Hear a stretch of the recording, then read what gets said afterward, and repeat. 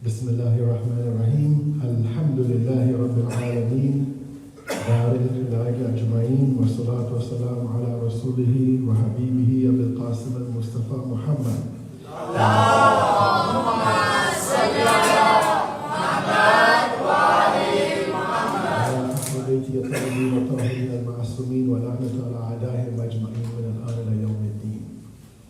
السلام عليكم ورحمة الله وبركاته.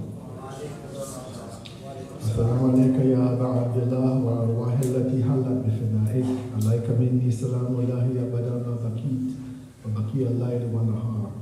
السلام على الحسين وعلى علي بن الحسين وعلى أولاد الحسين وعلى أصحاب الحسين. Yesterday I opened a sort of a topic. It wasn't the topic I wanted to focus on, but I think it's very important to tell you about this. And I began by talking about evil, you know, and about people seeing what is happening in Palestine and expecting people to deny God, and the opposite happens.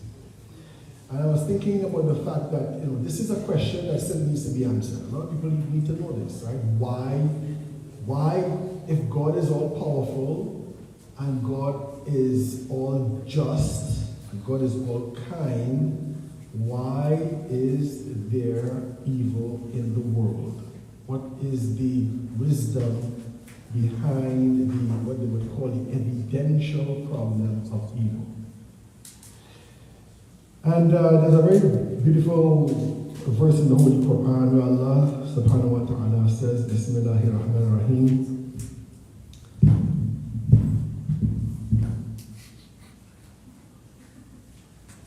Was it okay before? Bismillahir Rahmanir Rahim. I think he adjusted it for himself. Bismillahir Rahmanir Rahim. وَلَا نَبْلُوَنَّكُمْ بِشَيْءٍ مِّنَ الْخَوْفِ وَالْجُوعِ وَالنَّقْصِ مِنَ الْأَمْوَالِ وَالْأَنفُسِ وَالثَّمَرَاتِ وَبَشِّرِ الصَّابِرِينَ. And we will surely test you with something of fear and hunger and loss of wealth and lives and fruits, but give glad tidings to the patient. Now, Allah is telling us in this verse that a lot of the suffering that we are going to get in this world are tests. Now, when we look and we consider these sufferings evils, okay? You know, if, for example, you may invested in a business and a fire came and destroyed the business, I think it's a bad thing, it's an evil thing, okay? You know, you had a great healthy life and then all of a sudden you fall ill with a life-threatening disease or illness and so forth. We think of this as an evil, it's a bad thing. Allah is talking about evil in this particular sense. In the sense that we as spirits are utilizing human bodies in a material world, in a physical world. And in a physical world, it is characterized by limitations and transformations. Okay, the world of becoming in the physical world. The physical world, by definition, is something limited. It does not have the maximum of anything positive. It might have certain positive aspects about it, but by and large, even these positive aspects, they have limitations. And these limitations of these things are because of their own existential reality, in the sense that these things are not God, and therefore they will not have the absolute in any positive thing. So, for example, we are living in this world, we have life. But life in this world is one that is limited. It will end with death. Okay, whether life is a sentient life, a conscious life, or whether it's an unconscious life, whether it's, for example, the life of an amoeba, okay, they will all come to an end, because in this physical world, this temporal world of time, there's beginning and then there is end. And everything you find in this particular world decays or goes away. Allah is talking to us about this, okay? That we are going to have, for example, things that we fear. Where does fear come from? Fear comes from that emotion that you have when your life or your existence or your bodily or mental integrity is threatened, you fear that thing. And so living in the material world, there is always this fear. And I would call it an existential fear now because I want to apply it to everything. That everything is facing its limitation. Everything is facing its destruction. Everything is facing its going back into non-existence in this world. Okay? And this is the world that we are living in. This is the world by which we are clothed. And this is the world by which we are also defined. And Allah is saying these limitations in this world are a test for you. It's a test for you because you're a spirit. You see, and if you determine yourself by virtue of your experiences in this world, whether happy or sad, you are going to be mistaken. Because as a spirit, to be able to recognize our spirituality, our spiritness, we have to be able to have a holistic and healthy attitude towards the sufferings that we confront. We have to have a very healthy attitude towards that. And so when we are confronted with these limitations, then we can grow in ourselves. And this is what Allah is talking about as a test. He says hunger. All right, what is hunger? Hunger is the deprivation of those things that we need to survive. Okay? It might not be just food. You know, it could be security. It could be, the guarantee for your future or some kind of solid plan for your future. All of these things are your hunger, your food. These are things you hunger for. Hunger is based upon an entity that requires, let's say, the input of fuel, if one could call it that, for the continuation of its existence. When we lack that, whether it be food, whether it be security, whatever it might be, we have a hunger for it. We feel the loss of this. And this is another thing that characterizes the world. Okay, so many of these problems are those that are rooted in our very existence itself. Okay, that this body that we have and the psyche that comes along with this body, which you could call the nafs, this body we have is limited, and this body is confronting these things. I would like to call this what we would call ontological evil. Ontological meaning having to do with existence. Evil having to do with our existence. It's not really evil. It is just that we see it like that. You know, we're getting older, we're getting more frail, we see it as something negative, something bad. You know, a little kid dies of, let's say, I don't know, gastroenteritis or something like that, we see it as something bad. Okay? This is a subjective type of an attitude, which is something that all human beings have. But in themselves, they are not bad things. They are actual characteristics of this world. Okay? Now, on the other hand, we have what I would call moral evil, which is what I would call a real evil. Okay? And a real evil, interestingly enough, doesn't come from the hands of God. It comes from the hand of an entity that has three characteristics. Okay? One characteristic is an intellect that knows the difference between right and wrong. The other one is desires because they have a body. Okay? They have a body and therefore they have bodily needs. And the other one is a will or choice by which you decide what path to take. Okay? Whether you're going to take the path of the intellect or whether you take the path of the appetites without the intellect. Okay? Or whether you take them both. Alright? So you find that, for example, let's say a person is hungry. And they have money to buy food. Okay? And they're hungry, they go out there and they see the opportunity to get food for free by stealing. That means they're obeying their appetites without taking recourse to their intellect, which will judge the moral value of the act that they are thinking of doing.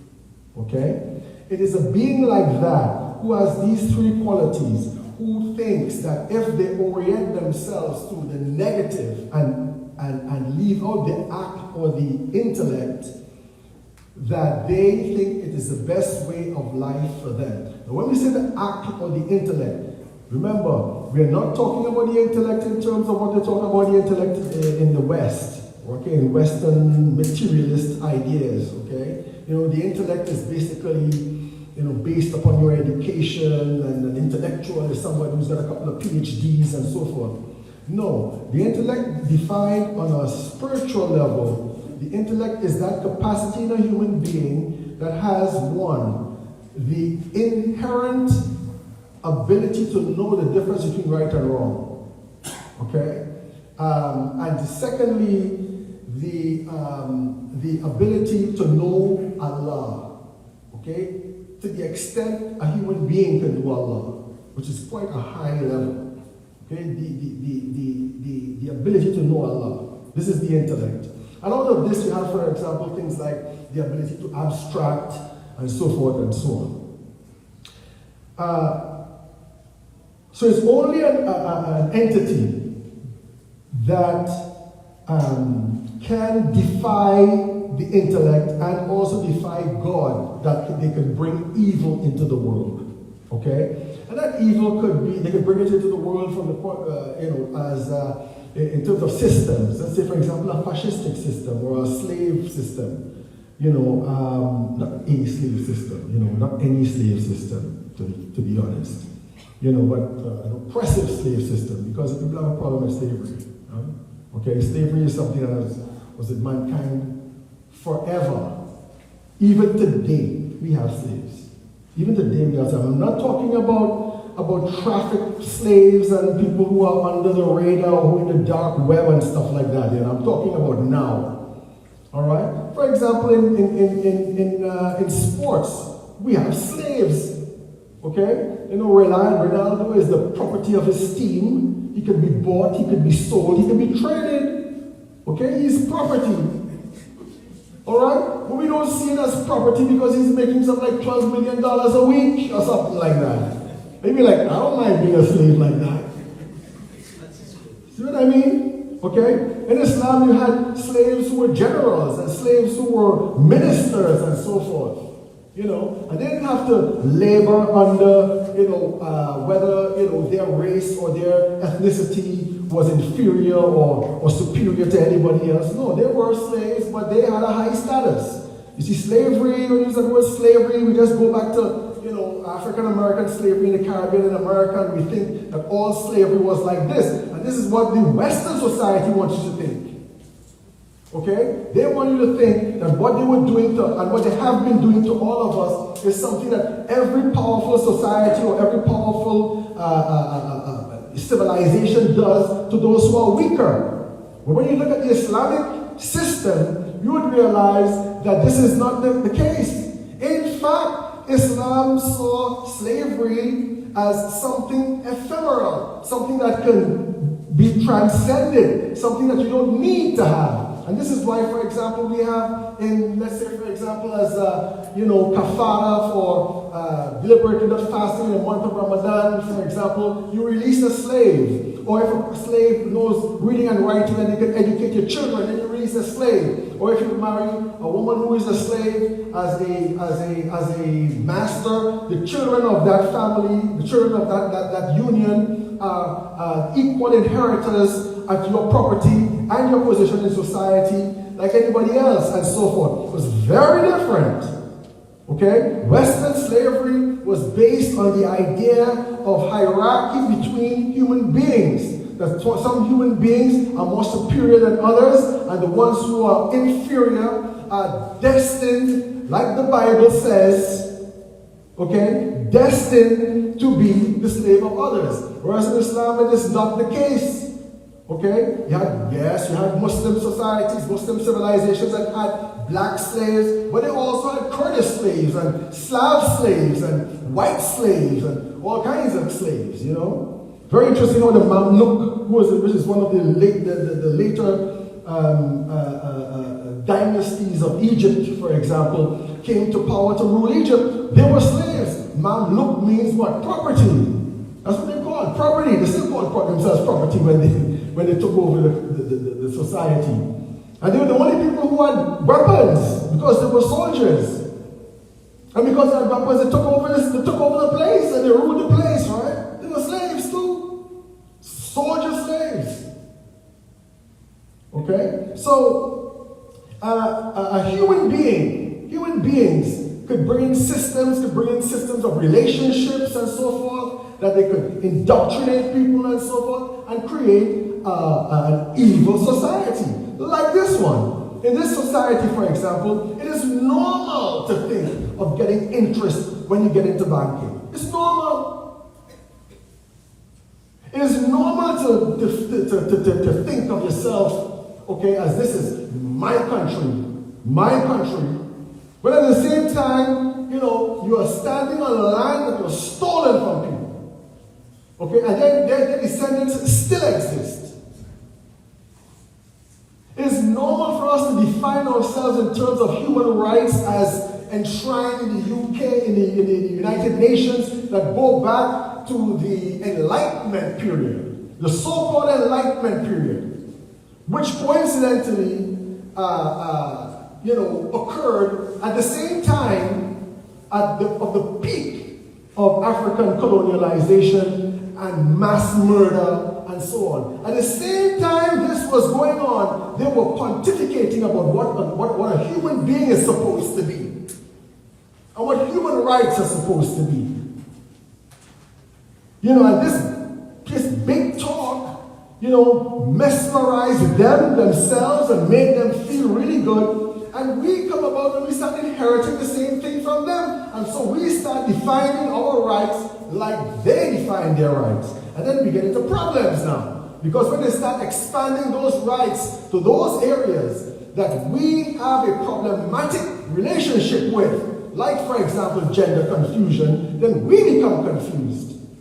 Because we already accept that basis of their understanding.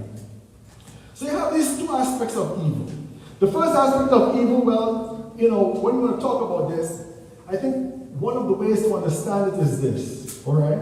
The evil of that thing is in itself. The evil of that thing is in itself. Because that thing is not God. Okay? And when I say not God, not perfect in any of its positive qualities. Therefore, the limitation of those positive qualities, which define them as other than God, this limitation is what we would call evil. So take, for example, knowledge. Okay? Allah is Al-Alim. Okay? The one who knows everything. John is an alim. John knows something. He knows a lot of stuff, but John does not know everything. The limits of John's knowledge is what we call jahl, is what we call ignorance. And ignorance is seen as an evil. You understand? So when we look at evil in this sense, as the limitation of something, or in other words then, the further denial of something, we would realize that in a sense, evil does not exist. Evil does not exist. Let me give you an example, okay? I think I mentioned this before. A flashlight, all right? A flashlight can shine light. Why? Because light is a positive existing thing. When I say positive existing thing, I don't mean good existing thing. I mean a real existing thing. Like this here is positive. It's positive because it's real. It's in front of us. We can all see it. We could all acknowledge it. All right? Light is like this. You can create something to shine light, to project something that is there, that is real. But you cannot create a flashlight to shine darkness. Why? Because darkness is not a positive thing. Darkness is a negation of something. It's a negative thing. Darkness is the negation of light. You understand? So you want to, quote unquote, shine darkness. First of all, you have to have light. Okay? And then you have to block that light. And that's where you get darkness. And so when we look at this type of natural evil, which what we call evil, we see it is our, how should I say, painful experience of these limitations. To say that God created evil is like saying God created darkness. Okay? It's like saying God created darkness. Now, I'm going on a little limb here. Okay? Why? Because darkness is related to light. Without light, you have no darkness. You can't say that God created a nothing. Because darkness is defined as non-light. That's what it's defined as, non-light, the absence of light. To say God created darkness, it means that God created something that is absent, which is absurd. Okay? This type of thing is rooted in the very nature of the thing itself.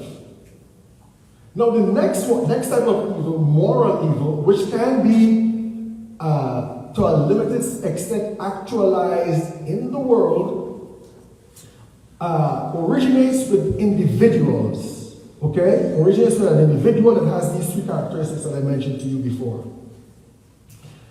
Now, why would a person obey their desires and not their intellect?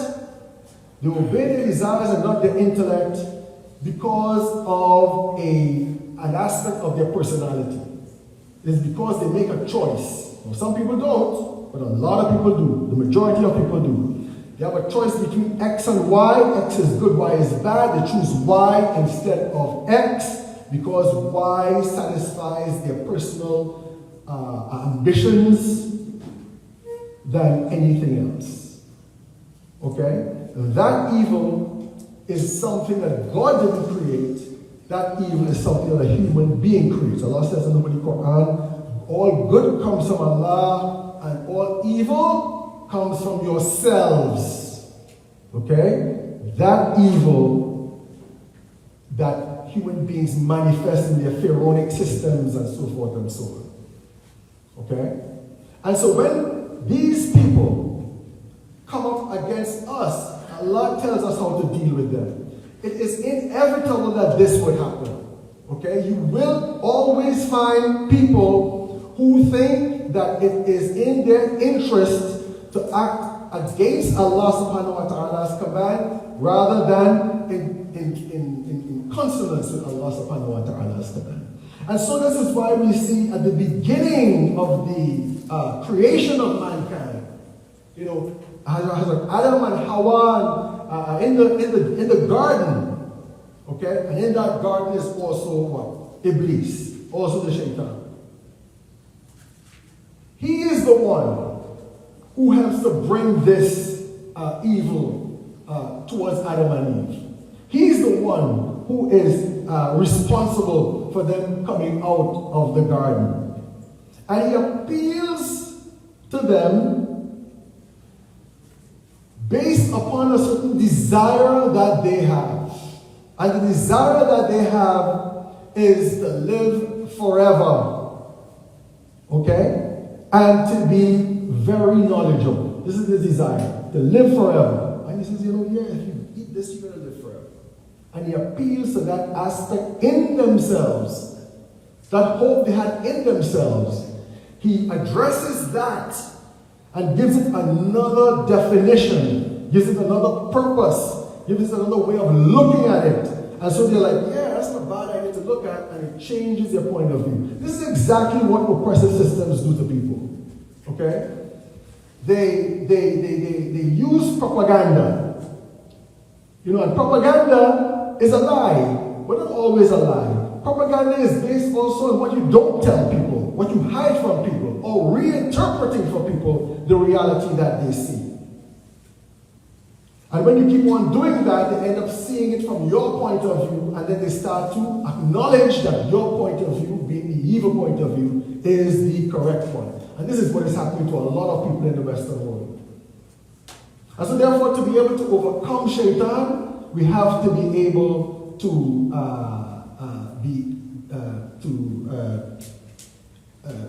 put out systems, teach, educate our people how to be more critical of the society and the environment that we live in, and the principles by which they should be aware, or we should be aware of, by which we could evaluate humanity.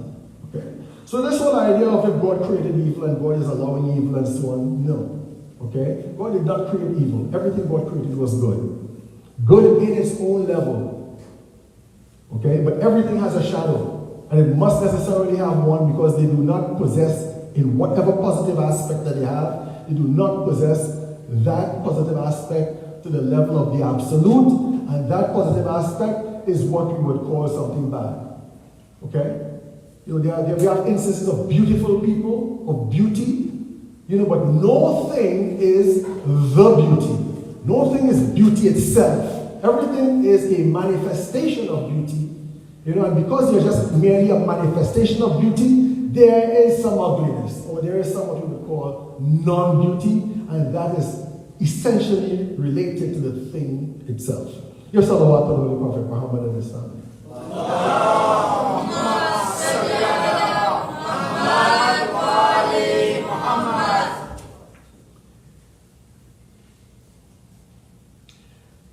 One of the things I would like to talk about today, and I want to apologize because a couple of nights ago I said Noam Chomsky had died. I was corrected. No, he didn't. There was some kind of rumor that was being spread, so I want to apologize for that.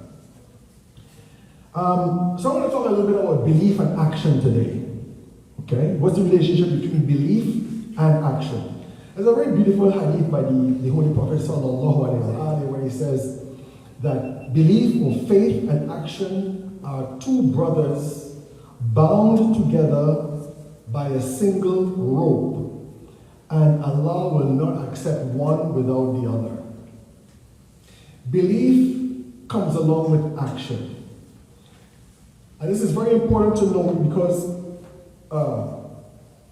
there are some people who have belief, but they have no action. Remember, the minimum of faith is hating oppression in your heart. Okay? The minimum of faith. And sometimes the minimum of faith that we have is faith that we believe in the existence of God, we believe in the existence of Prophet, we believe in the existence of the Quran being the word of God, and everything else, but we don't act. We don't act. Now, action has many different levels. Action has, the first action from belief that you should follow from belief is prayer. All right? You should be praying to God. Okay? And even in that action itself, it's a question of sincerity of action. Huh? Because, for example, let's say you might be praying, but you're not focusing. You might be praying because it is what is accepted from you, but you don't like praying. Okay? You haven't reached that point where praying is enjoyable for you. Praying is something that you look forward towards.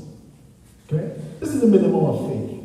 As I mentioned to you guys before, having the minimum of faith is very, very, very dangerous. So we have faith or Iman leading to things like prayer and fasting and being in wudu and all of these things. In other words, the ritual aspects of religion. Okay? For some people, it remains there. But then again, we now have, for example, our rights to each other. This is also an expression of Iman. Our rights to each other. Our rights as a community. We have statements, for example, that in our community, when one Muslim is suffering, everybody else is suffering because they are part of one body. And this is also another aspect of action. In Islam, for example, we have certain actions that we call Fardul Ain and Fardul Kifaya. Fardul Ain means it's an action that is obligatory upon everybody, like prayer, for example. And we have Fard Kifaya, which is what? It means that it is a need, a necessity that the Muslim community requires for its survival. And until that requirement is filled, it is wajib upon everybody to fulfill that. And if nobody fulfills that, then your whole community comes under question with respect to Allah subhanahu wa ta'ala. So say for example, in a community, you don't have people who know how to wash the dead, then it's everybody's fault. Until you find one person says, I want to learn it, then the fault is lifted off of everybody else. And so then we start looking at our community.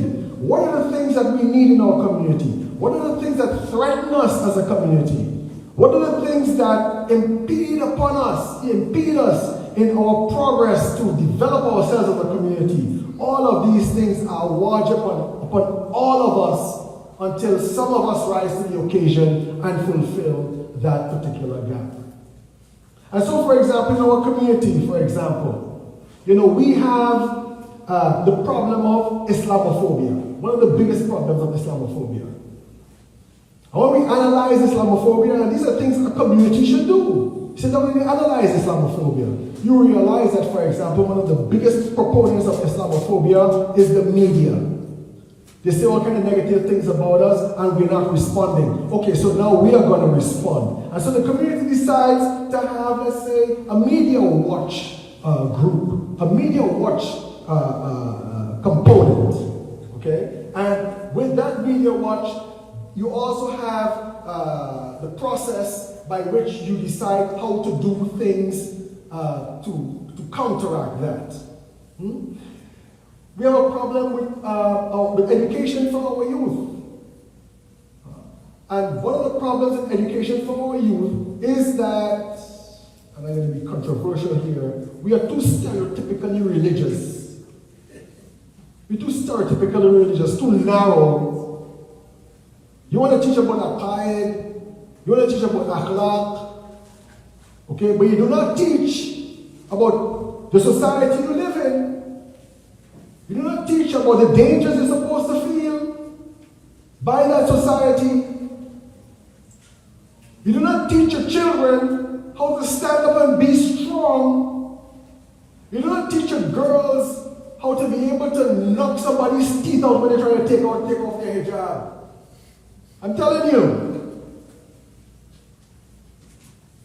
You know, when you look at the society, you know, we're talking about Hazrat Abbas being the standard bearer of Islam and stuff like that. You know, he's got the flag and so on, huh? Okay?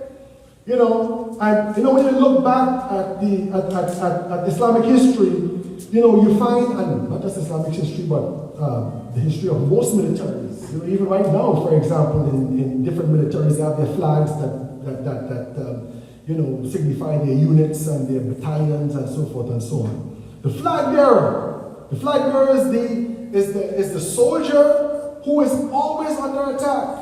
Because while that flag is flying, every other soldier becomes encouraged.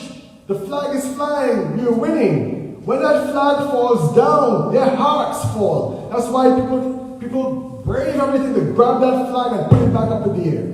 So the flag bearer used to be what? The super soldier. That's the guy who had the strongest arm, the sharpest sword, the most agile, the most strategic. That was a flag bearer. Who is our flag bearer today? Remember, we used to be talking about meta history now. Okay? Meta history. Who is the Abbas in our society right now? Who is the flag? What is the flag? What does it look like? I'll tell you what it looks like. It's hijab. The flag is hijab. You land in any part of the world. A lot of people, when they land in London, they're like, I didn't know so many Muslims are around here. Okay? You think they see me as a Muslim? You know, walk into the airport with my jeans and my baseball cap? They don't see as a Muslim. When you say there's so many Muslims here, they're talking about hijabs. The hijab is the flag of Islam in any society. And because that is the flag of Islam, guess where the war is? Guess where the war is? This is meta history. Okay? So are we always looking for a guy with a big beard? Somebody's trying to take the flag off of somebody's head. And how do we treat our daughters? Okay? We say, oh, my daughter, you have reached the age of bulugh. Congratulations. Now you have to wear hijab to go outside. And we leave them to go outside at the mercy of these people. When before that, you should be educating them in terms of ideological, spiritual defense, and also how to defend themselves from attack. Defend themselves from attack. But we don't do this. These are the needs of our community. We need to be, for example, organized in terms of how we use our resources for the maximization and the empowerment of our society. You know, we have a whole lot of professionals in our ranks, a whole lot of them. And there's a lot of them who would like to be more meaningful in their society, but we do not have the structures for them to do so. We need to be seriously thinking about things like, community banking, credit unions. We need to be thinking about things like, for example, homes for our aged that we cannot take care of in our houses. We need to be able to find better mechanisms for our kids getting married. I'll tell you something, as a revert to Islam, as an Afro-Shia revert, it's very difficult for us to find spouses for our kids to marry. Why? Because unfortunately, the Muslim community is quite racist. And I'm not saying this to single us out. They're racist among themselves. They're racist among themselves. Us Southern Iraqis don't marry Northern Iraqis. Us Arabs don't marry Kurds. You know what I mean? Us Iraqis don't marry Egyptians because they're this and they're that and so forth.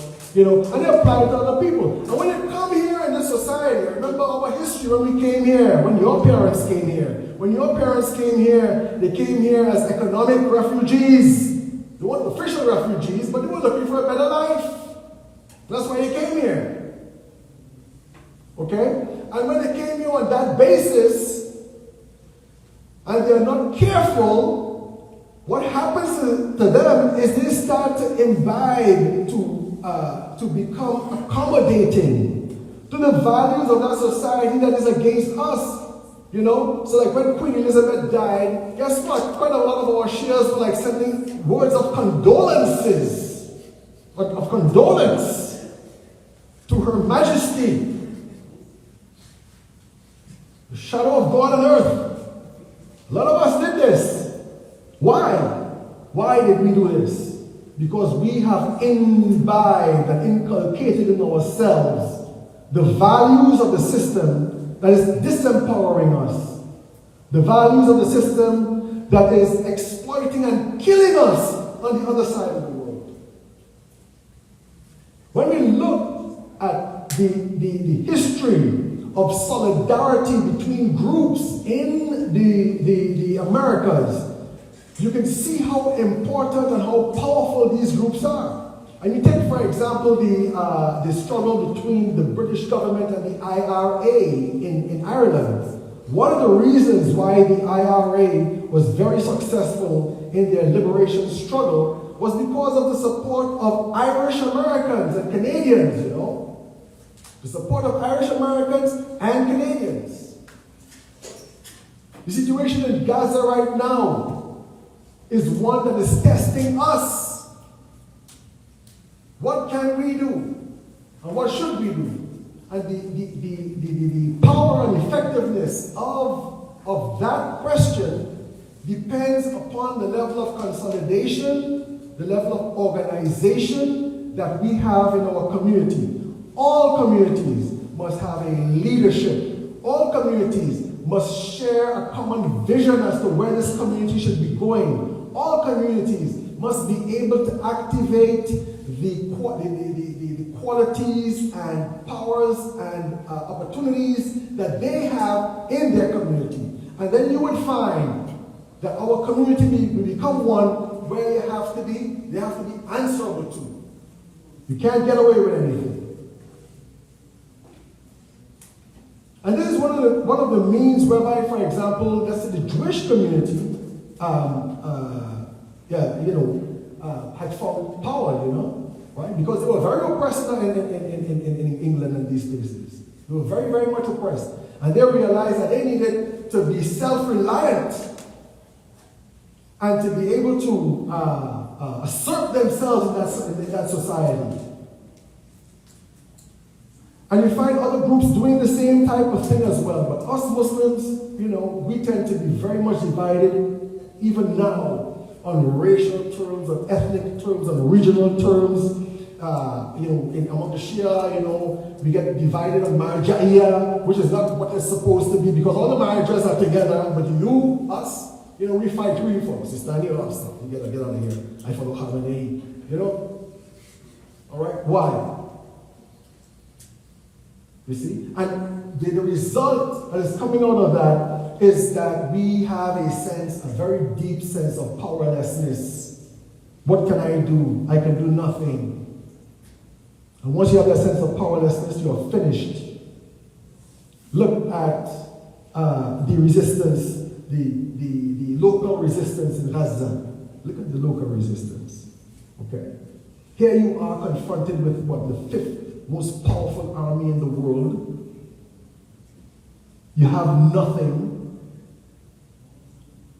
But because you decide to resist, Allah inspires you with ways that you can resist. And so they build their own weapons, and they dig their own tunnels and so forth. Alright? And they are being very victorious. That tells us, don't be surprised. You know, many times a small, weaker group can overcome a stronger group. And that goes back to our Iman. That goes back to our faith. If we truly believe that Allah is the one that empowers us, if we truly believe that Allah is the one who will help us, Allah will help you. And our community will become greater and stronger. There are just, I think in the West, it's just only a few ulama who think like this. A lot of them are foreigners, you know, because in our ethnocentrism, you know, if I'm a Pakistani and I want to have a Pakistani sheikh in Toronto, I'm going to get a Pakistani sheikh for Toronto from Pakistan. He doesn't know what's happening here. All right? He doesn't read newspapers. It's too difficult. Or if I'm Iraqi, I want an Iraqi from Iraq. Okay? And they are clueless as to what's happening in the society. So they do what they know best. What they know best is teaching. We have different types of teaching. You have teaching that is relevant to your society, to your culture, to your empowerment. This is true teaching.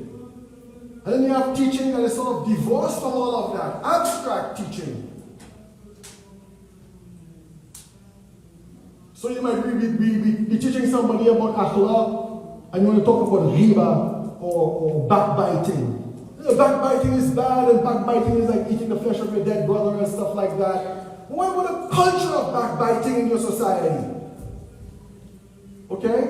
What about all these tabloids that tell you about, you know, Ben Affleck and Jennifer Lopez, what kind of fight they had and all this kind of stuff? This is backbiting. This is talking about people's business. Okay? You know, what is our approach to this? You know, how do we look at our society like this? You see, we don't take that into consideration. You know, voting. You know, all of us think, for example, you know, democracy. We all believe in democracy. Right? Who here doesn't believe in democracy? See? Like 2 people or 3 people. Me too. Right? Everybody does. Everybody does. It is something they sold you, you know. Today you think you have democracy? No, you don't have democracy. Okay? Could you have democracy? It's quite possible.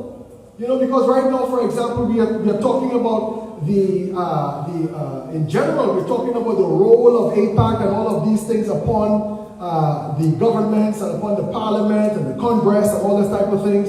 And now we are starting to realize that us people don't have any power. Okay? But we just automatically believe in democracy. One of the easiest ways, and that's why I think they promote it in the non-Western world. They promote it in the global South. Okay? You know, one of the easiest, delivered on a platter to the oppressor, is multi-party democracies in places like Africa and Latin America. Why? Because it's easy to influence a multi-party democracy. Okay? All you got to do is target a particular candidate, say, I'm going to give you extra amount of funds, tell them that this is a message, etc., and you let them loose, and they win the election. All the time. When we look at those successful societies, okay? When we look at successful societies, in the non-Western world today, you would find that those successful societies had to some level, they had to curb the multi-party aspect of democracy, like Singapore. Singapore is a democratic country, but it's also run by one man. Okay? Most successful. If you got that kind of system with somebody who's really keenly focused on the will of the people and on empowering the people, you don't have a problem. China. Okay? You think China is not democratic? It's a lie. China is democratic. It's not democratic like an American state. It's a one-party democracy. Okay? One-party democracy. You join the party, you can run in the elections. Simple as that. But you can't run in the elections just because you have a golden tongue. You got to run in the elections if it is based upon merit. If, for example, you want to be, let's say, a member of parliament, you had to have been a mayor of a city or something like that. Okay? You want to be, let's say, the finance minister,